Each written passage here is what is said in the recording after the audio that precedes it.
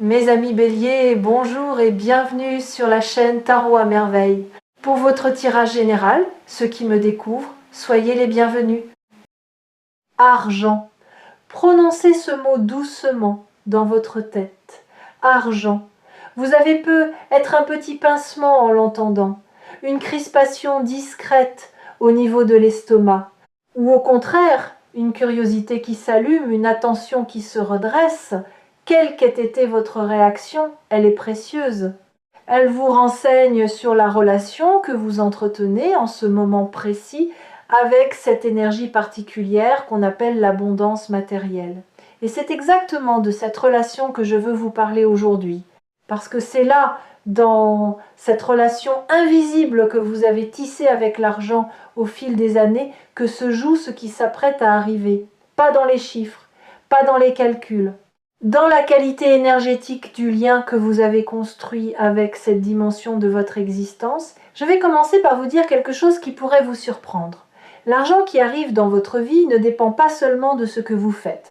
Il dépend principalement de ce que vous êtes prêt à recevoir. Et le mot important ici, c'est prêt. Pas dans le sens de avoir mérité, dans le sens de avoir fait suffisamment de place.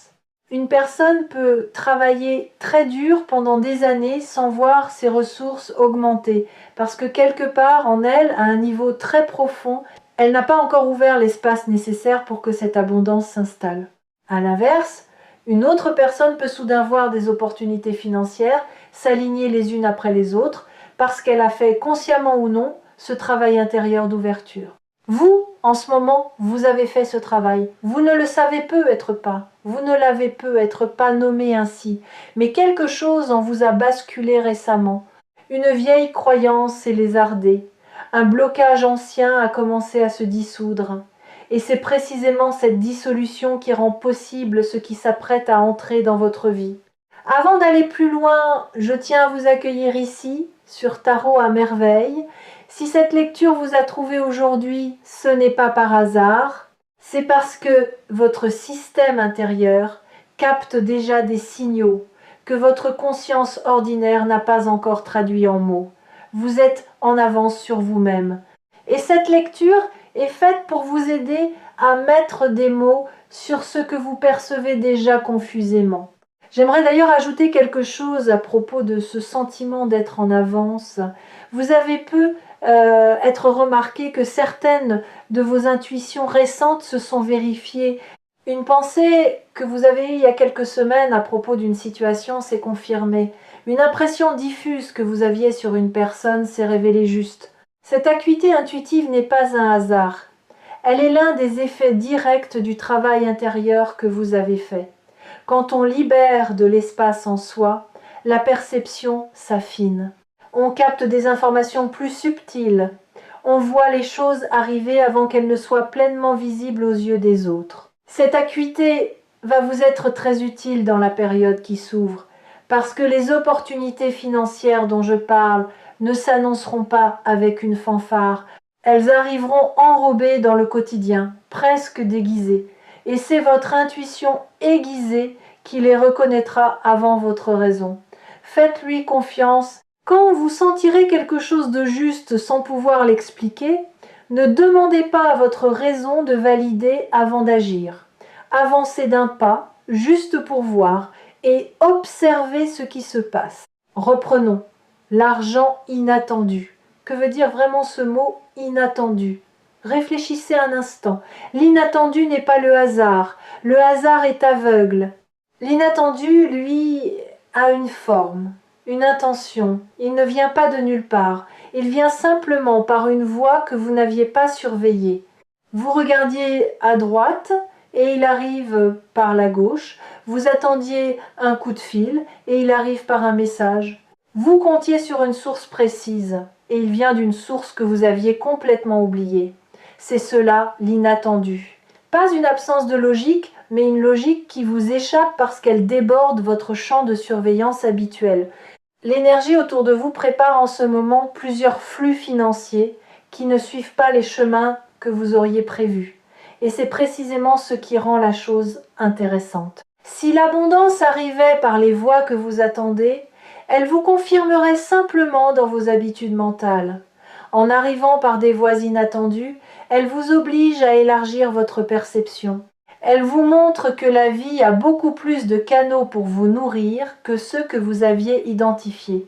Et cette prise de conscience à elle seule est déjà un cadeau immense, indépendamment des sommes concernées.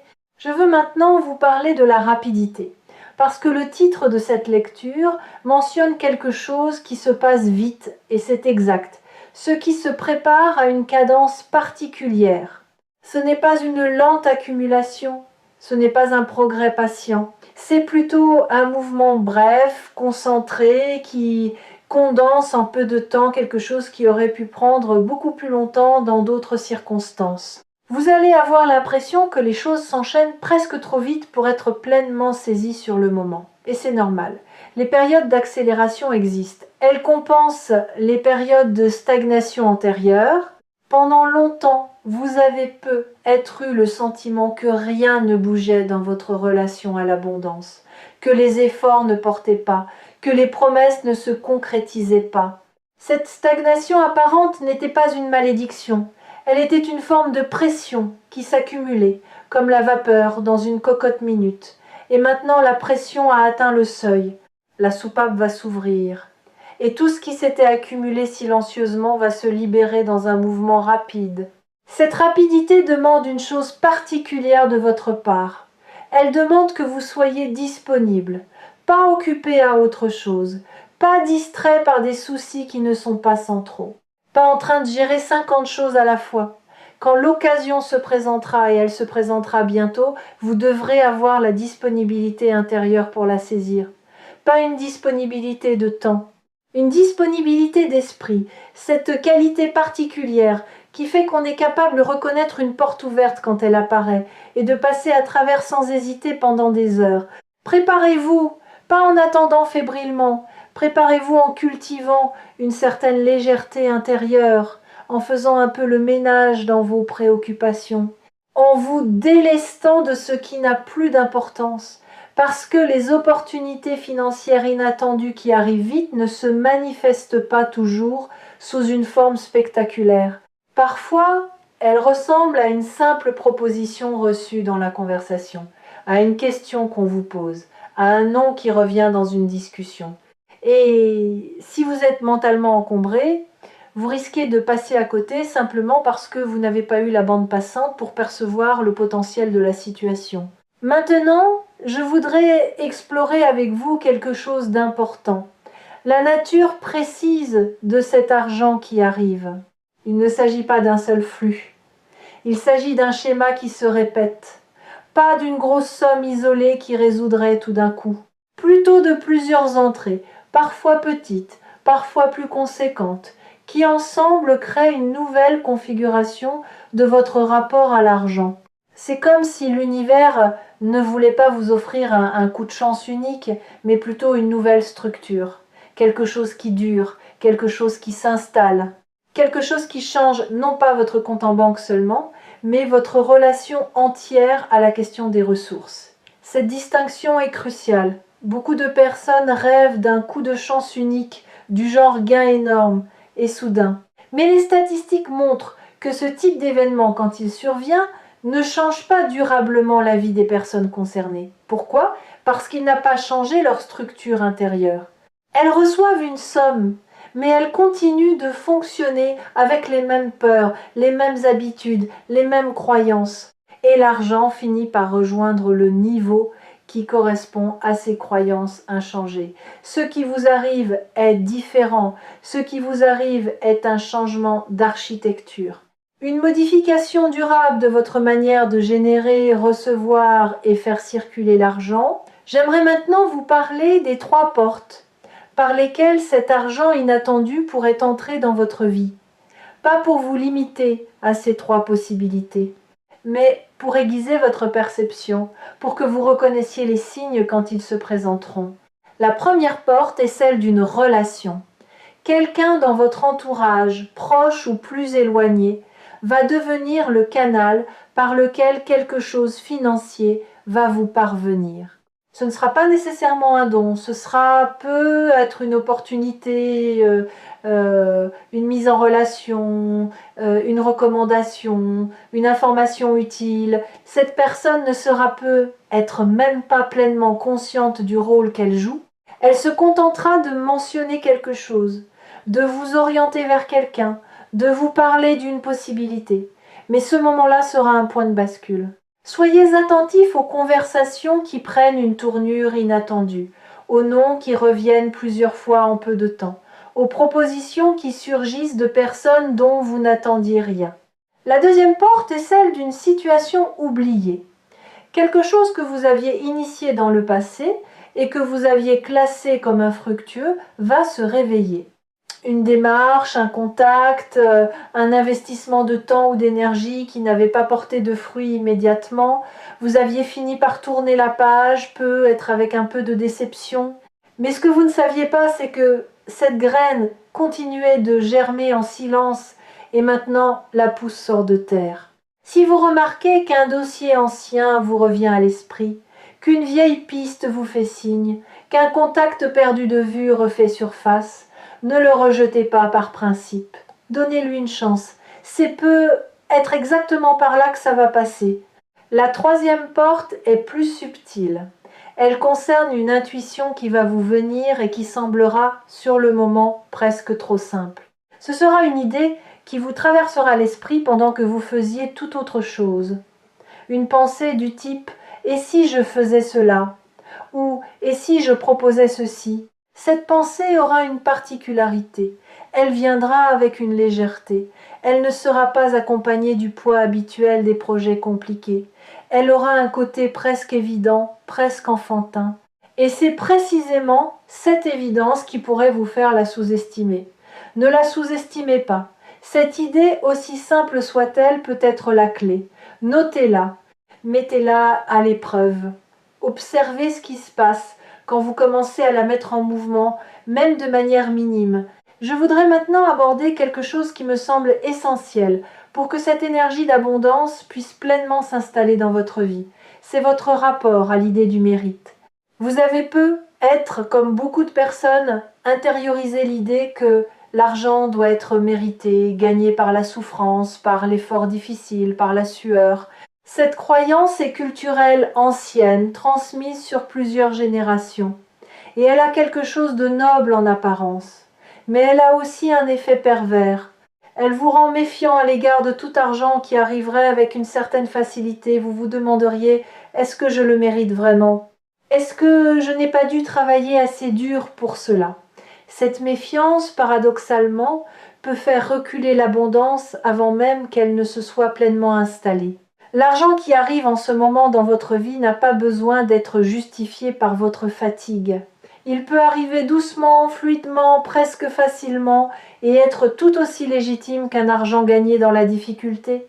La fluidité n'est pas une preuve d'illégitimité. Elle est souvent au contraire le signe que vous êtes enfin aligné avec ce qui vous correspond. Quand on est dans son couloir juste, l'effort cesse d'être une lutte. Il devient un mouvement naturel. Et les résultats viennent en proportion de la justesse, pas en proportion de la souffrance. Permettez-vous de recevoir sans contrepartie de douleur. C'est peu être l'apprentissage le plus important de cette période.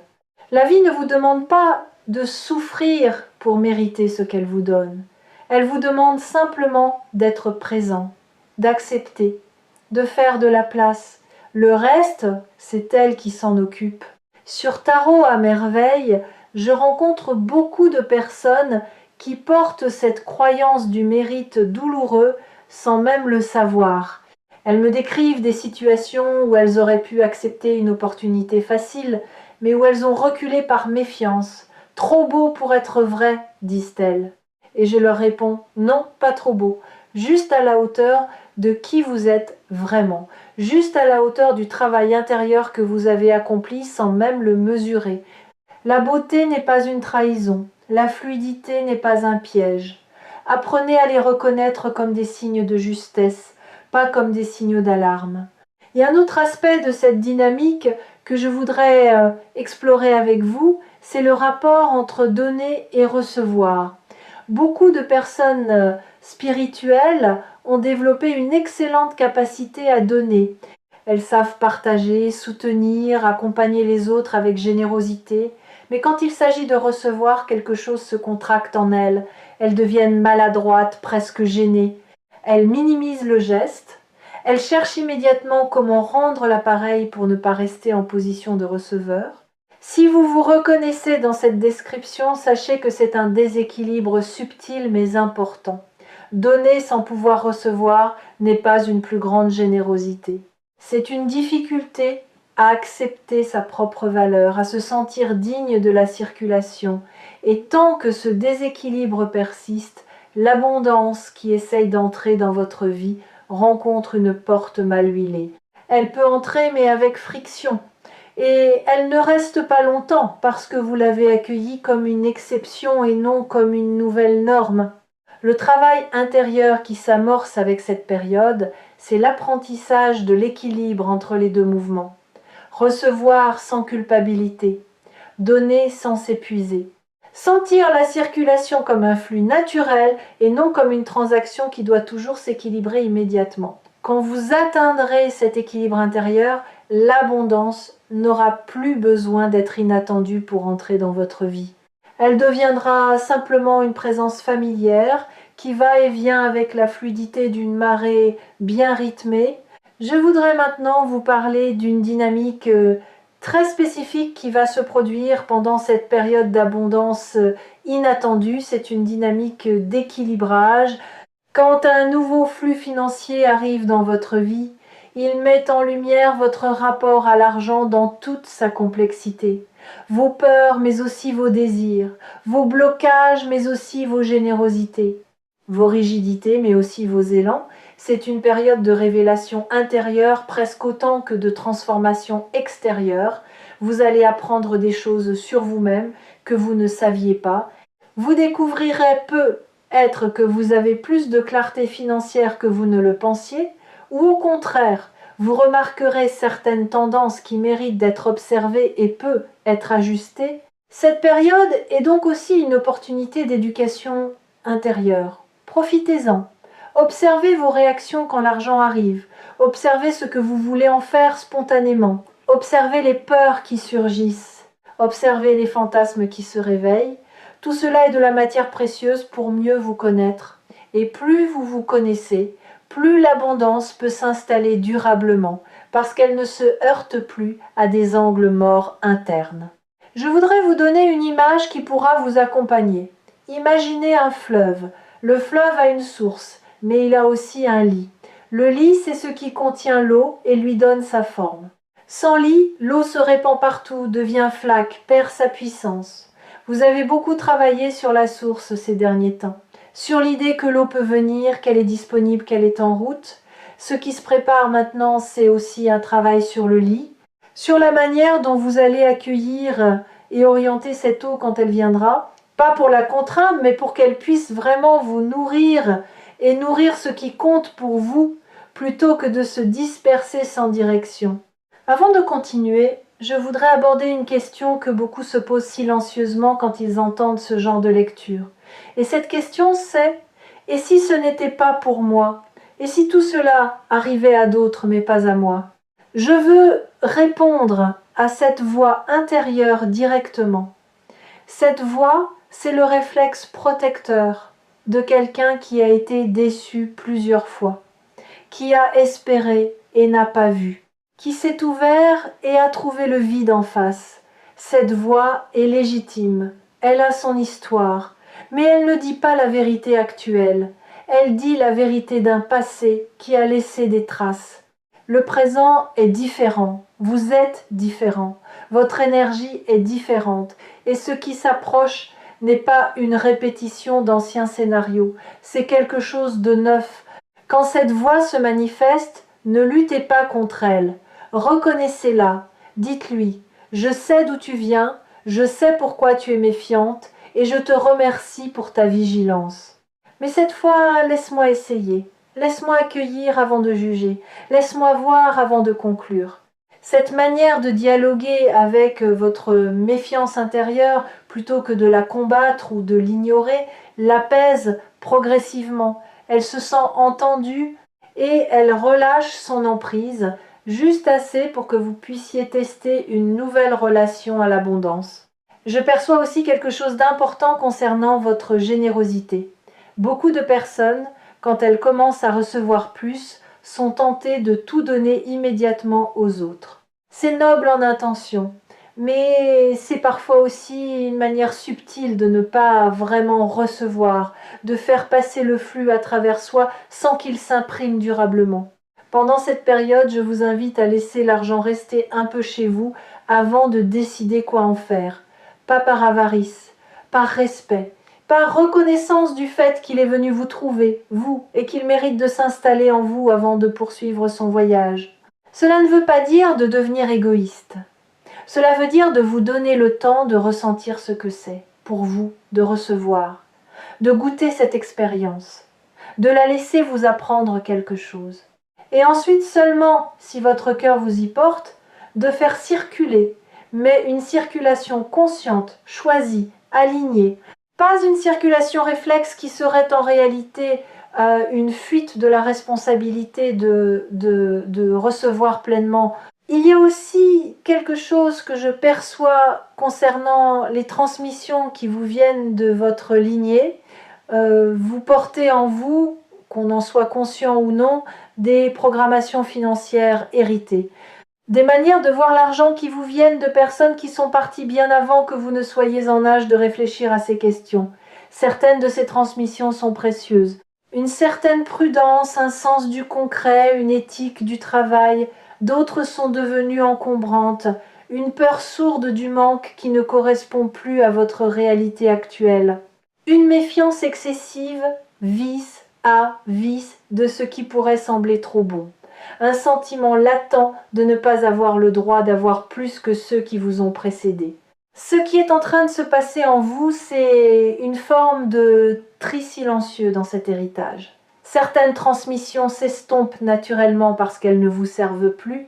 D'autres, plus saines, restent intégrées. Vous ne faites pas ce tri par décision consciente, il se fait à un niveau plus profond. Mais vous pouvez le soutenir simplement en remarquant quand une réaction excessive surgit en vous face à une question d'argent, qu'il s'agit peu, être moins de votre voix que d'une voix plus ancienne qui parle à travers vous. Cette simple prise de conscience suffit souvent à desserrer l'emprise. Et au bout de ce tri, ce qui reste, c'est votre rapport propre à l'argent, pas celui de vos parents, pas celui de vos grands-parents, le vôtre, celui que vous êtes en train de fonder, jour après jour, en vivant des expériences nouvelles. Cet ancrage personnel est ce qui rend possible l'abondance durable. Parce que tant qu'on porte les peurs des autres, on attire les conditions matérielles qui correspondent à ces peurs. Quand on revient à soi, on attire ce qui correspond à qui on est vraiment. Je veux maintenant aborder un point qui est rarement évoqué dans ce genre de lecture, mais qui est essentiel. C'est la question de la gestion concrète qui va devoir suivre. L'argent qui arrive ne se gère pas tout seul. Il demande une présence, une attention, des décisions, parfois petites, parfois plus importantes. Et cette gestion est elle-même une forme d'apprentissage. Ne fuyez pas cette dimension. Beaucoup de personnes reçoivent et puis détournent immédiatement le regard parce que la gestion les ennuie, ou les angoisse, ou leur semble fastidieuse. Mais c'est précisément en restant présent à cette gestion que vous renforcez votre relation saine à l'abondance. Vous montrez à l'univers et surtout à vous-même que vous êtes capable d'accueillir la responsabilité qui accompagne le don. Pas besoin de devenir expert financier, juste être présent, regarder ce qui entre, décider en conscience ce qui sort, tenir un cap clair pour vous-même. Cette présence financière modeste mais constante est ce qui transforme un afflux temporaire en une nouvelle base durable. Une autre dimension que je voudrais souligner concerne le rythme intérieur que vous allez vouloir cultiver pendant cette période. Quand l'argent arrive vite et de manière inattendue, il peut y avoir une tentation de vivre soudain plus vite, de prendre plus de décisions, de remplir plus de cases. C'est compréhensible, mais c'est piégeur. La meilleure réponse à un afflux rapide n'est pas une activité accélérée, c'est plutôt un recentrage, une stabilité intérieure qui ne se laisse pas emporter par le mouvement extérieur. Imaginez un capitaine sur un bateau qui rencontre un vent fort. Si le capitaine se met à courir partout en panique, il va perdre le contrôle. Mais si il reste calme, ferme à la barre, respirant régulièrement, il peut utiliser le vent à son avantage et avancer plus vite que jamais sans rien perdre de sa direction. Vous êtes ce capitaine. Le vent qui arrive est favorable, mais c'est votre stabilité intérieure qui décidera s'il vous porte ou s'il vous emporte. Cultivez cette stabilité comme on cultive une compétence précieuse. Elle vous servira bien au-delà de cette période. Une pratique simple peut soutenir cette stabilité. C'est la pratique de la gratitude active, pas la gratitude récitée, la gratitude ressentie. Quand quelque chose de bon arrive, prenez quelques secondes, vraiment quelques secondes pour le ressentir physiquement.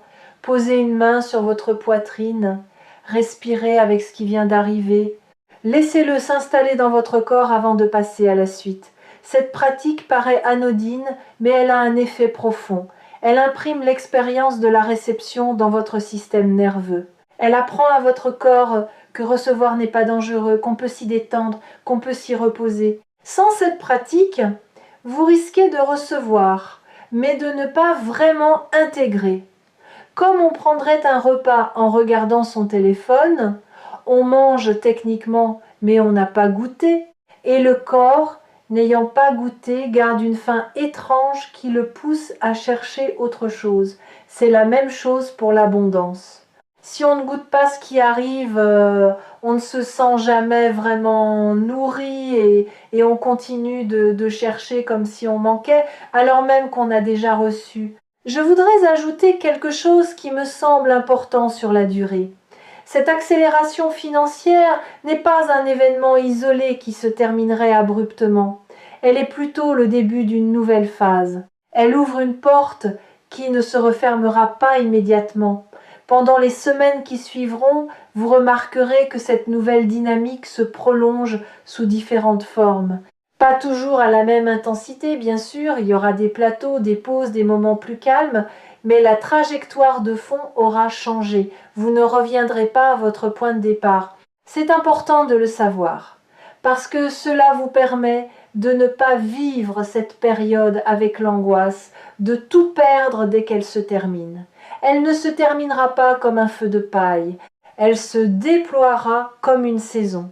Et même quand viendra une période plus calme, ce ne sera pas le retour de l'ancien manque. Ce sera une accalmie d'une autre qualité, plus stable, mieux outillée, consciente de ce qu'a apporté la phase précédente. Quelque chose me vient à propos d'une décision financière que vous allez avoir à prendre.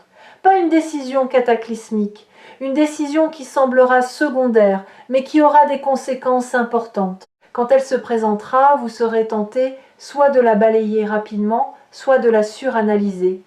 Ne faites ni l'un ni l'autre. Posez-vous, prenez le temps de la sentir. Demandez à votre intuition ce qu'elle en pense, pas seulement à votre raison.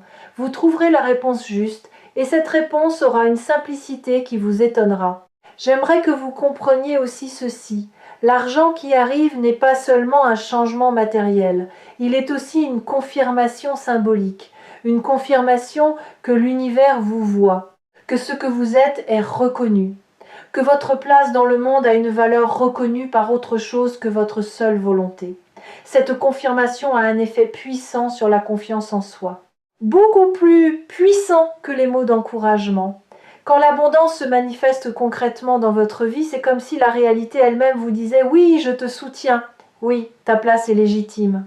Oui, ce que tu portes mérite d'être nourri. » Recevez cette confirmation, laissez-la s'imprimer en vous, ne la balayez pas en disant que c'est juste un peu d'argent, c'est plus que cela, c'est un message, et ce message peut nourrir votre confiance pendant longtemps, bien au-delà du moment où l'argent lui-même aura été dépensé ou redirigé.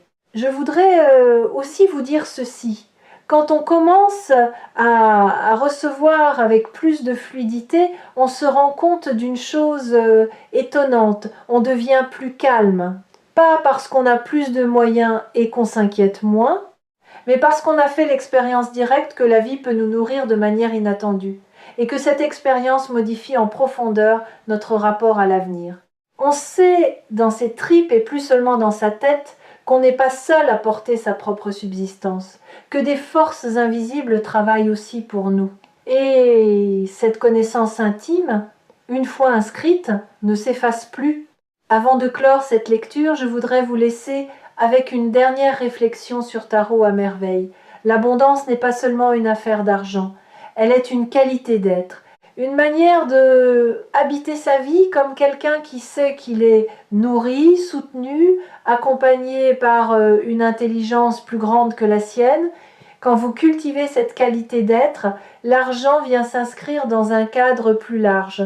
Il devient l'un des aspects d'une abondance multidimensionnelle, qui inclut aussi le temps, les rencontres, les opportunités, l'inspiration, la santé, la joie. Ce qui s'apprête à arriver dans votre vie n'est donc pas seulement un événement financier, c'est l'éveil d'une qualité d'être abondante en vous. Et cette qualité, une fois éveillée, devient permanente. Elle ne dépend plus des circonstances, elle vous accompagne dans les hauts comme dans les bas. Elle devient votre nouvelle manière par défaut d'être au monde. Il est temps de conclure cette lecture, mais pas avant de vous laisser avec quelques mots simples à garder avec vous dans les jours qui viennent. Restez ouverts, restez attentifs. Ne dites pas non par réflexe à des opportunités qui pourraient sembler étranges au premier regard. Faites confiance à votre intuition quand elle vous murmure de regarder dans une direction inhabituelle. Recevez sans culpabilité, gérez avec présence, donnez quand votre cœur vous y porte vraiment, pas par fuite. Et surtout, sachez que vous êtes prêt. Vous êtes plus prêt que vous ne le pensez. L'abondance ne vient pas vous récompenser pour votre attente. Elle vient vous rejoindre parce que vous avez fini par croire, ne serait-ce qu'un peu, que vous étiez fait pour la rencontrer. Et cette croyance, même fragile, même hésitante, suffit à ouvrir la porte.